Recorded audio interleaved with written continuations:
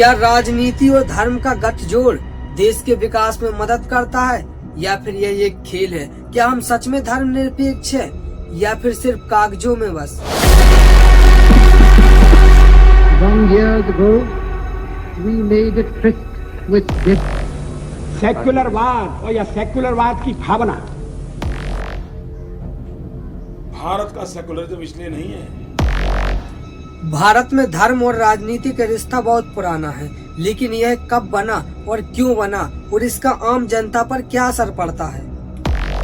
क्या आपको पता है कि हमारे राजनेता हमारा ब्रेन वॉश कैसे करके रखते हैं?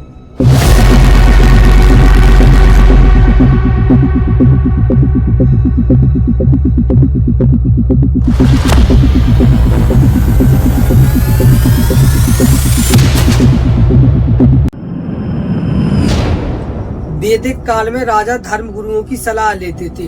अशोक जैसे महान सम्राट ने भी बौद्ध धर्म को अपनाया और उसे राजनीति से जोड़ा।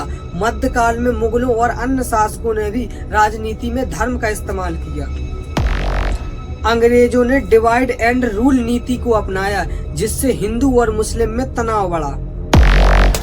1909 से 1932 के बीच ब्रिटिश सरकार में धर्म के आधार पर अलग अलग चुनावी व्यवस्थाएं दी। आजादी की लड़ाई में महात्मा गांधी धर्म को नैतिकता के रूप में देखते थे, जबकि जिन्ना ने धर्म को अलग राष्ट्र की नींव बना डाला।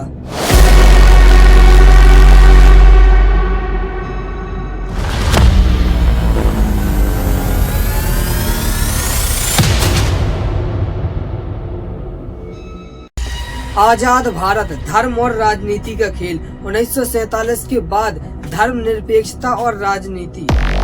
संविधान ने भारत को सेकुलरिज्म स्टेट घोषित किया, लेकिन फिर भी राजनीति में धर्म का असर खत्म नहीं हुआ। मंदिरों और मस्जिदों पर सरकार का नियंत्रण, क्या यह असली सेकुलरिज्म था?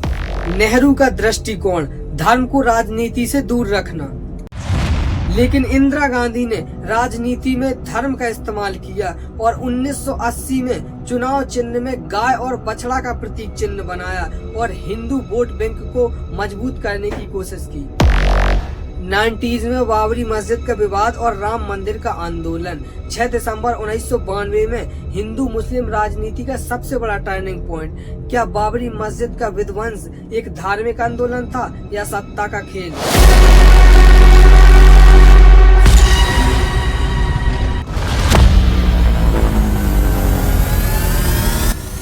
इसके बाद चुनाव में धार्मिक एजेंडा बढ़ता ही चला गया।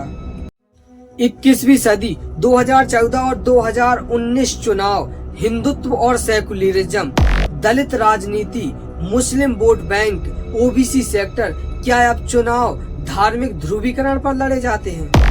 क्या भारत को धर्मनिरपेक्ष रहना चाहिए या फिर धार्मिक राजनीति अपनाना चाहिए?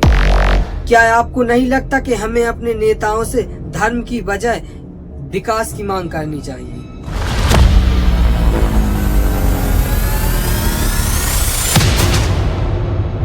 राजनेता कैसे हमारा ब्रेन वॉश करके रखते हैं और हमारी भावनाओं के साथ खेलते रहते हैं।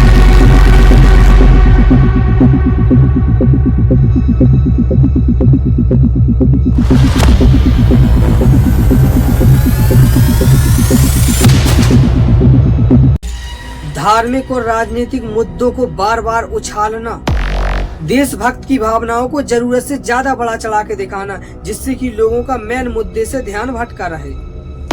अगर हमें वोट नहीं दिया तो देश खतरे में पड़ जाएगा, ऐसे बयान देकर जनता को डराना, किसी एक समूह को विलन बताकर जनता को एकजुट करना, युद्ध और बाहरी दुश्मनों की बातें कर कर जनता का ध्यान भटकाए रहना। चुन चुन करके हिसाब लेना, ये मेरी फितरत है। कब तक निर्दोष लोगों को मारने देंगे? टीवी चैनलों को नियंत्रण में रखना, जिससे कि वह सरकार के पक्ष में ही बातें रखें, जिससे कि मीडिया असली मुद्दों को तो नहीं लेकिन फालतू के मुद्दों को हाईलाइट करके दिखाता है। सीमा और उनके देश की है या नहीं, या ये जो दस्तावेज है। झूठे वादे, मुफ्त बिजली, पानी, अनाज और ना जाने कैसे बयान देकर लोगों को यह कहते हैं कि अगर हम आएंगे तो देश बदल जाएगा। असली मुद्दों से ध्यान भटकाने के लिए हमारे राजनेता बहुत बड़ा खेल खेलते हैं। वो हमें क्रिकेट, पॉप कल्चर, बॉलीवुड और सीरीज ना जाने कैसी कैसी बातों में उलझाए रखते हैं, जिससे कि जनता का असली मुद्दे से ध्यान भटका रहे।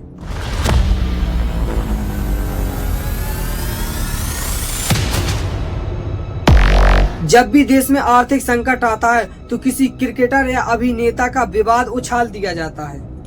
विपक्षी पार्टी को कमजोर करने के लिए ये किसी भी नेता को झूठे केस में जेल भेज देते हैं, ताकि जनता के बीच उसकी छवि खराब हो सके। पत्रकार, एक्टिविस्ट, सोशल मीडिया पर सवाल करने वाले लोगों को धमकाया जाता है। सरकार की आलोचना करने वाले पत्रकारों को गिरफ्तार करना, जो भी सोशल मीडिया पे सरकार के विरुद्ध कोई भी सवाल उठाता है उसे देशद्रोही बता दिया जाता है। अब सवाल आपसे, क्या आपको लगता है कि जनता अब इस चीजों को समझ रही है या अभी भी नेताओं के ब्रेन वॉश में है? क्या लोग इस ब्रेन वॉश से बचेंगे या फिर राजनीति हमेशा लोगों को कंट्रोल करती रहेगी? धर्म के नाम पर लड़ाएंगे, राजनीति से बहकाएंगे, भूखे, बेरोजगार, शिक्षा की बात कभी नहीं करेंगे। कमेंट में बताइए आपका क्या विचार है और वीडियो को लाइक और शेयर जरूर कीजिए, ताकि अन्य लोगों तक भी यह बहस पहुंचे।